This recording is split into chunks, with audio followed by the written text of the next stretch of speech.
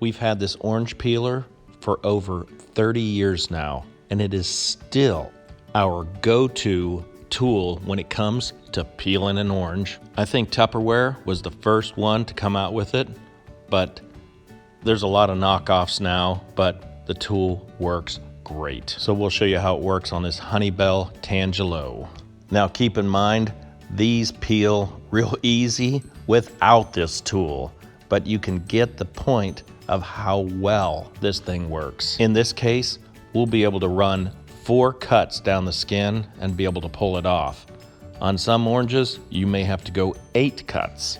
There's a lot of traditions in life, and at this point, this tool has become one of those traditions. When it comes time to clear out for spring cleaning, this tool seems to always make the cut. If you see one of these at the thrift store for $0.25 or 35 cents, jump on it. Well, it's time to eat this orange, so I hope you enjoyed the video, and thanks for watching.